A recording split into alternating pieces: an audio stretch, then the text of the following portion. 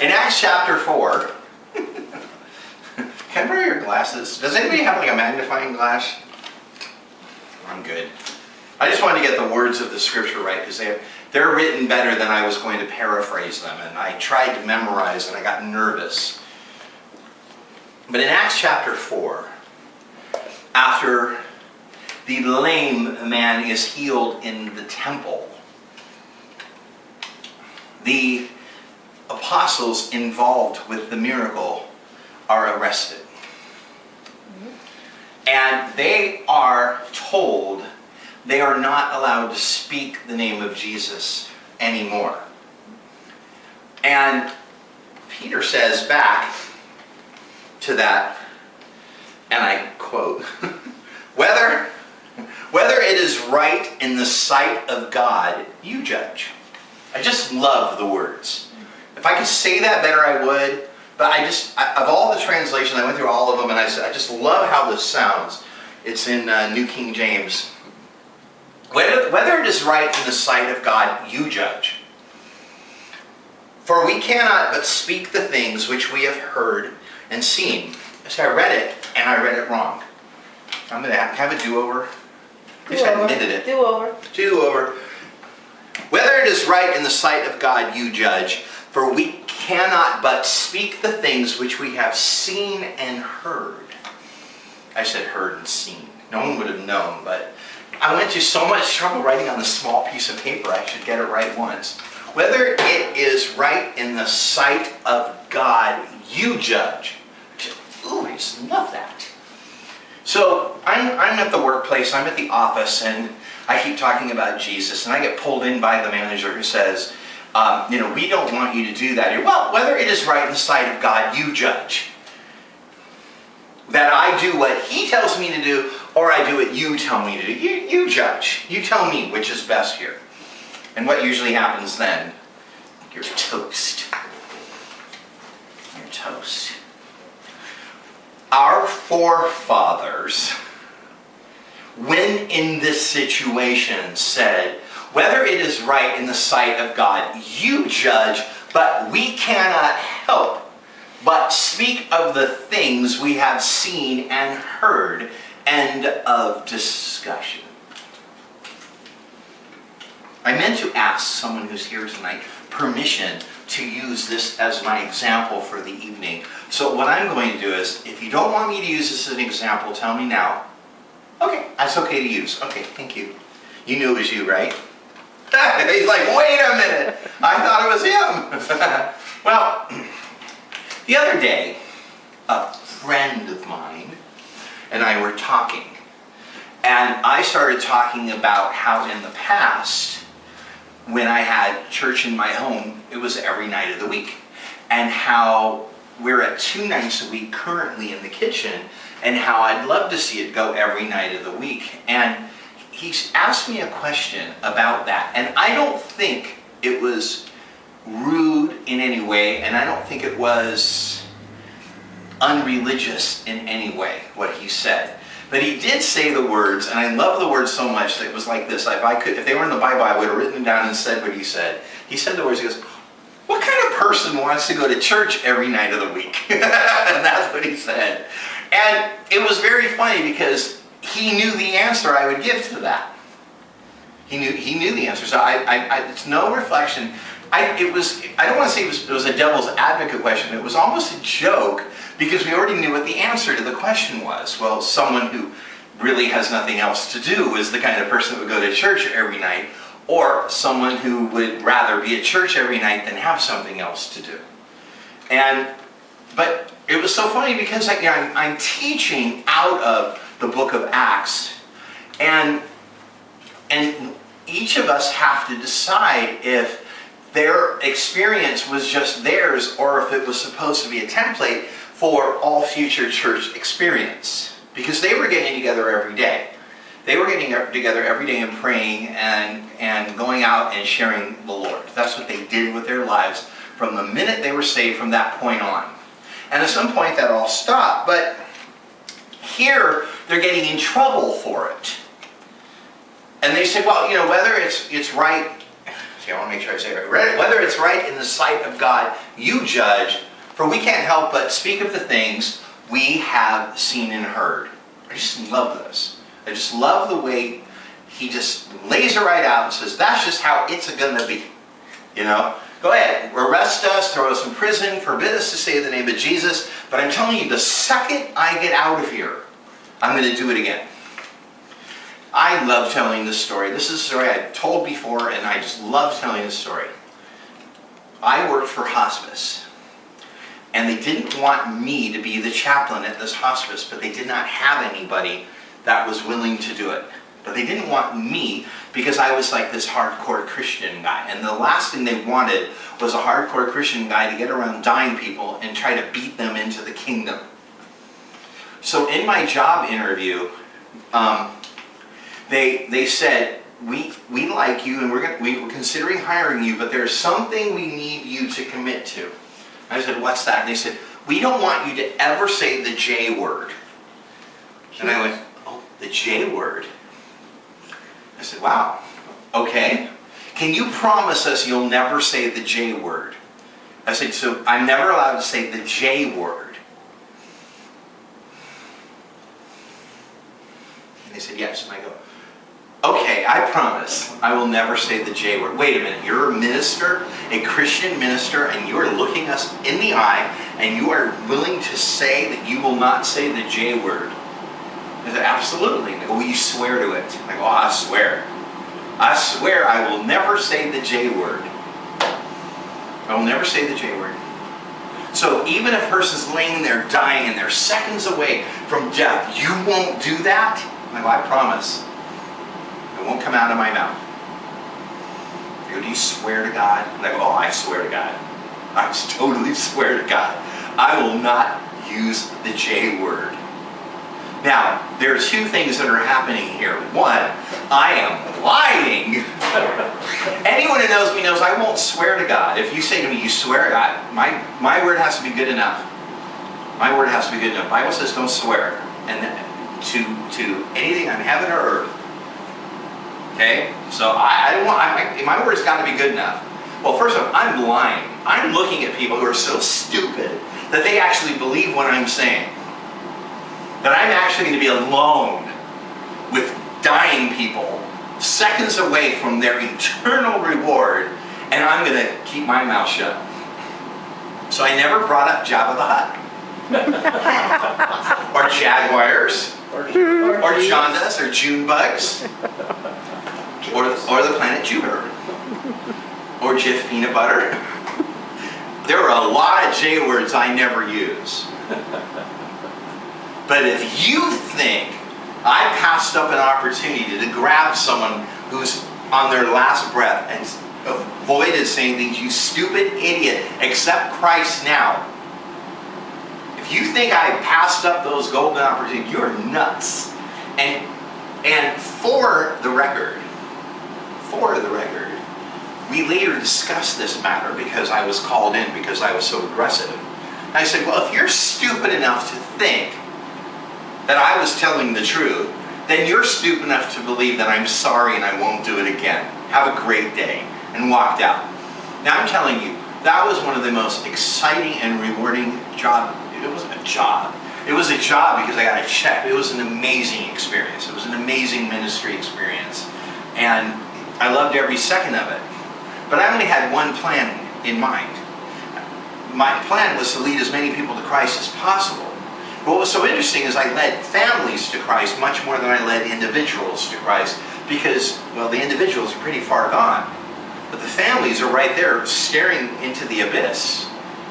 And I also tried to lead doctors to the Lord, nurses to the Lord, administrators to the Lord, anybody, because we were all right there watching death happen. It was amazing. It was terrifying. And anyone who knows me knows it's beyond, there's no irony in it. It's just plain ridiculous that I was the one that would choose to be in this environment. There's nobody more scared of this stuff than me. You know, it's like, but you know what? I don't know what it is. If you're around it, it's not half as scary as if you're laying in bed at night thinking about it.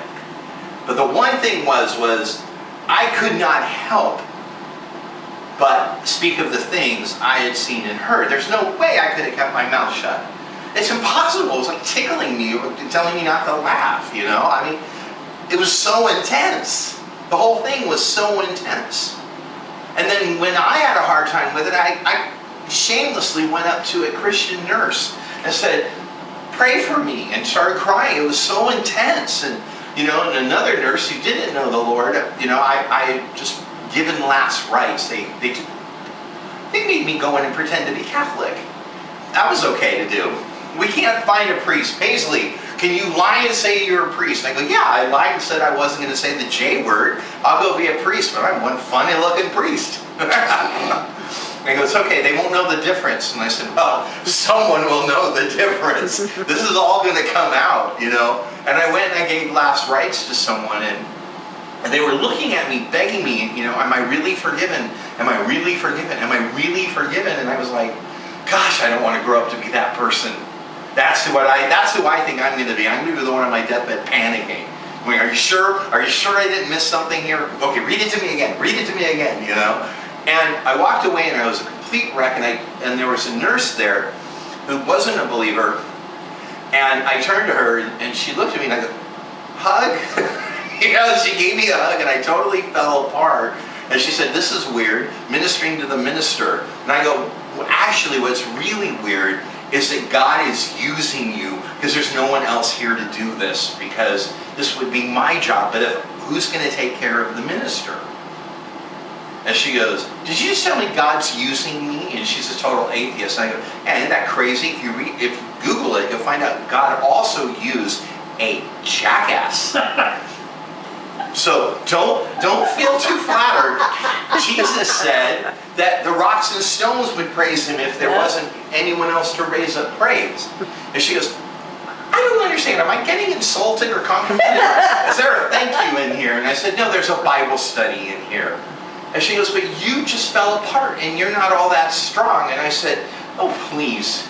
We're dealing with people who are dying. How strong are we? I mean, seriously, enough's enough. I said, this is hell. This is hell. This is as close to hell as I'm getting. How close are you getting? Because I cannot help but speak of the things I've seen and heard, and what I saw tonight really freaked me out. That really freaked me out. And it all freaked me out. I also couldn't wait. I could barely sleep. I couldn't wait to go back the next day and do it again. It was amazing just to see life at the end of it. You know, I have children. I watched them get born, and I fainted. So on both ends, it's freaky. But for some reason, at least at the end of people's lives, there's a lot you can talk about. Everything else you're imagining. When someone's born, you're imagining what their life's going to be like, and you're talking about all the possibilities. Well, at the end of someone's life, you're done with that. And one of the biggest things you do in hospice, the chaplains do it and the nurses do it, it's called life review. And I wish there wasn't a name for it, but I'm glad someone told me there was a name for it, so that when I had to write it out in a report, I could just use 2 words instead of 35 paragraphs. But it's you allow someone to talk about all their memories, and it gives them great comfort at the end of their life. Now, see, to me that sounds really freaky, scary, and depressing. But I watched it, and when people you don't know start to piece together the parts of their life, you sit there and you listen, and you start to see the hand of God in someone's life. And when you're me and you don't care about getting fired, you say, I see the hand of God there. I see the hand of God. I see a thread throughout your existence of God. Because most people who are dying who have not received the Lord, their biggest fear is, well, if I receive Him now, then I have to face the fact that I never knew Him all these years. That's very hard. There's a tremendous regret with being at the end of your life accepting the Lord than being in the beginning of it. And to be able to tell someone, well, you know, God's been with you every step of the way. Let's review it together. From what you said, let me show you what I see in that. And the apostles knew they only had 1 or 2 chances with whoever they were speaking with to tell them about Jesus.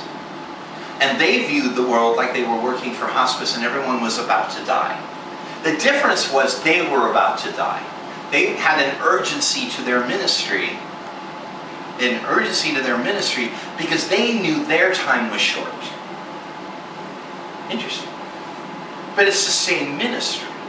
I will tell you, there was an old lady on hospice who had been bedridden for years and years and years and years, and couldn't for the life of her understand why the Lord didn't take her.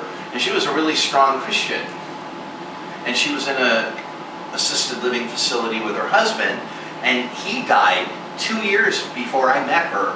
And she was like, look at me, I'm 40 pounds, I can't move, but I'm not dying of anything, really. And she goes, I don't understand why the Lord hasn't taken me. And I was like, well, I'm afraid it's because of me. I'm afraid it's me. And she said, well, I knew you need a good ass pounding, but, she's like, but I didn't think I had to stay alive in this condition to give it to you. And I said, oh, trust me. You are now what I will judge all hardship against. Because you love the Lord, and you have no reason to like anything. And I, on the other hand, love the Lord, but I find every opportunity to complain. I find every opportunity to find something wrong with something. Just like everyone else, I will see something wrong in everything if I don't stop myself from doing it. The apostles knew all of this because they learned it from the Master. They learned these principles, and it was ingrained in them, and they had an urgency to their lives, to their ministry, where they knew they only had so much time to tell people about Jesus. I have a lot of time to think about that point. I have a lot of time to think about that point. There are two types of people in the world that I see. There are people that don't really have a lot of death in their life until they get older, and then, the grandparents, and then the great aunts, and then eventually the parents, but it's the natural order, whatever that is. But then there's another type of people that have known way too much death in their life. I had a friend in elementary school who died of leukemia. And I had, an ex-girlfriend who committed suicide in high school. And death touched my life way too much, way too young. And, of course I had relatives who had died, when I was very young as well. And then AIDS happened, and I knew way too many people who died. And of course, drugs happened too, and I know way too many people who died. And I know way too many people that have committed suicide. And then who goes and works for hospice? I know way too many people who have died. Go to work every day, check the board to see who you don't have to go visit that day. See who died. And then you have the nurses standing around in a huddle because they know it's one of the people you grew attached to. And they're like deciding, are we going to let Paisley see this on the board, or one of us going to go tell him? It was horrible, horrible. I mean, it was like, I just said, I couldn't wait to get up and go back to work the next morning. And the first thing I was greeted with every morning was, who died? 8 o'clock in the morning, every day of my life while I worked for hospice was, who am I ministering to who has died since the last time I saw them? And I think I'm very much of the death culture. And I've always felt that. And you really have two choices if you're that person. You either totally deny it. For instance, my music ministry got on the map when I did Don't Touch Me Anymore. And I could have used that to get a lot of speaking engagements. And I could have written a book about child sexual abuse, and I could have made that my platform. But I did not want to be that guy. I didn't want to spend my whole life staring out at people who looked at me like, oh, poor guy. I didn't want to be that guy. I wanted to be the new creature in Christ who is completely empowered. But in reality, as much as I am empowered by the things of God, I am empowered by the things of sin and death. And having witnessed so much death and loss in a very short lifetime, I mean, if I went back and I started doing the math of how many people I've known who have died and how many days I've lived, I think it would be like once every 3 days. You know, I mean, there was a plague where I came from. There was a plague. I mean, once every 3 days might be an exaggeration, but more than once a year, easily. Just from AIDS alone, and I'm only 30, so that's 5 people a year I've known, you know, on average that have died. And then you figure, God, I don't want to do this math. This is horrible math. It's terrible. Terrible. And not including hospice, because that was by choice. And I went, you know, I had also spent years working with people with AIDS, and that's not going to count. I'm talking about in my life, just doing the things I wanted to do, how much death had touched my life was way too much. And I chose that my platform would be where the apostles were at, with that urgency to save one more for Jesus. That would be what I did. If God gave me, did I mention I almost died? you know, when I was sick in my 20s with cancer, I almost died, and that's when my ministry started. So even my own death had affected my perspective. But I again didn't want to be that guy. I didn't want to be, you know, I didn't want to speak every night on God healed me and now I'm going to touch you and heal you. I had to pick. I had to pick what I wanted to major in Jesus College. And I chose ministry of urgency. You know, that I looked at people and said, well, I may not have another chance. I may not have another chance. Now, you guys are giving me a lot of chances. But what about the people that we've seen flit in and out? How many chances have they given me?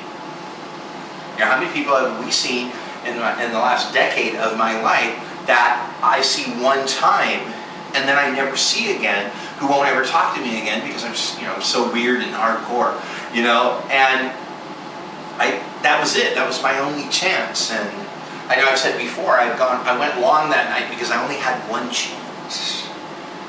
And I go through life totally convinced that everyone should be like me in this. I really am convinced of that. And that may be very shallow, and that may be, that's probably not shallow, it's probably very deep, but it may be narrow. It may be narrow in my thinking.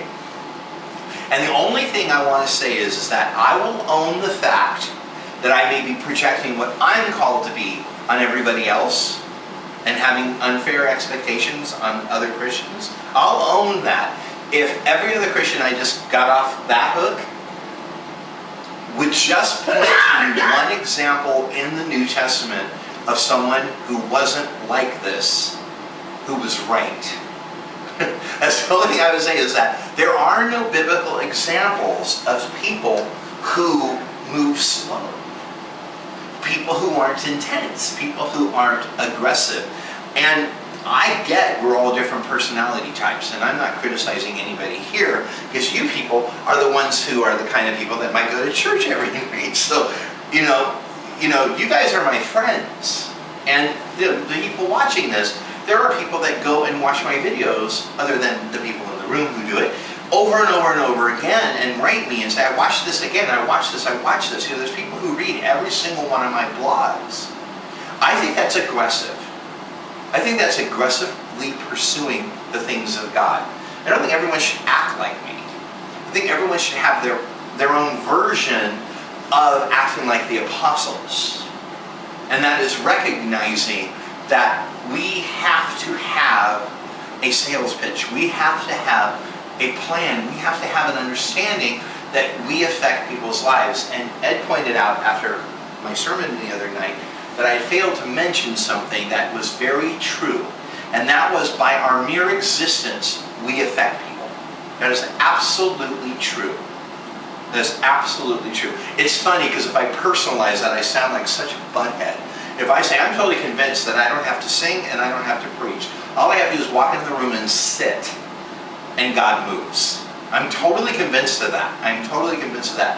And I wish, the person who was here who saw this happen, could attest to this, because I was at the movies with someone and I was very uncomfortable, and I felt a tremendous, I gotta get out of here. I gotta get out of here. And they're like, what? And I go, I don't know. It's like there's a fire. There's a fire, And anyone who's heard the song knows where it came from. But I was like, there's a fire. And they're like, oh my gosh, is God telling you the theater is on fire? I go, no, God, it's inside. The fire hurts. It burns. Oh my God, the baby's gonna die. If I don't put out the fire, the baby's gonna die. And the person with me is like, this isn't pleasant. But this is what happens. Well, there was a blood-curdling scream in the lobby, and I ran out, and this woman was laying on the ground, and she didn't speak a word of English, but she looked at me like I was glowing. Everybody was gathered around, and my hands just felt hot, and I said, time to put out the fire. And I push people away, and they go, are you a doctor? And I go, no, I'm a minister of the Most High God. Problem? And I put my hands on her, and she was totally subdued. She stopped twitching and convulsing and crying and screaming, and she just laid there like the peace of heaven had landed on her. And the paramedics came and took her out. But the whole time, it was just like in the movies. You could just see her being on a stretcher looking for me the whole time while she was being brought out. And I found out later that she was pregnant and thought she was having a miscarriage and was having excruciating pain. And then I went and watched the movie and ate popcorn and forgot the whole thing, all in a day's work. And I was like, this is how it looks to me. But this is how it looked to the apostles. I don't think that was abnormal behavior. I thought it just was a little bit loud and obnoxious, but for me, loud and obnoxious is not abnormal behavior. But that woman knows something that she didn't know that day. And I have no idea how God followed up and told her what that was. But it doesn't matter, because maybe that beautiful child whose life was saved that day, because I'm totally convinced, I'm totally convinced that's what happened. What else would have happened? What else would have happened? I was teaching at a school, and everybody hated me because I was a Christian. And one day I was being yelled at in the principal's office, and someone came in and said, Paisley, you have to come. And I was like, what? And they told me that one of the teachers had requested me, and she was a Christian, and she was my only friend at the school. And I said, okay, well, I'll go. And I went, and everyone was gathered around. We had a teachers meeting that day, and someone had brought a friend's baby. And the friend's baby had stopped breathing and died. That's when they called Paisley. I was like, great. So every single person I worked with was in the room with a blue baby. Thanks, guys. I was like, you've got to be kidding. And what do you do? Thank God I had that movie theater experience. So I just did the do. God, talk about having no expectation of anything good coming out of what was about to happen. I just walked right up in front of a room full of people who I hated and hated me, and I felt really uncomfortable around, and I just started speaking in tongues, and I put my hands on the baby, and I just prayed in the Spirit on the baby, and the baby gagged and came to life and breathed. And I just looked at every one of them and I said, Jesus, gosh, it stormed out. And I went to my car, and you bet, I cried my eyes out. That was just a little much. I had said when I became a Christian, if you're going to raise anyone from the dead, make sure I get to be the one who does it. Keep it interesting for me, God. I've prayed over roadkill for 17, 20 years by that point. Every dead animal I came across, I prayed over. Every one of my animals I prayed over. You know what I'm saying? Well, I don't want to say be careful what you ask for, because dang, that was cool. God, that was radical. That was radical. How do you look people in the eye after that? I mean, you think about it, you're probably thinking, I should have been like, ha ha ha ha, now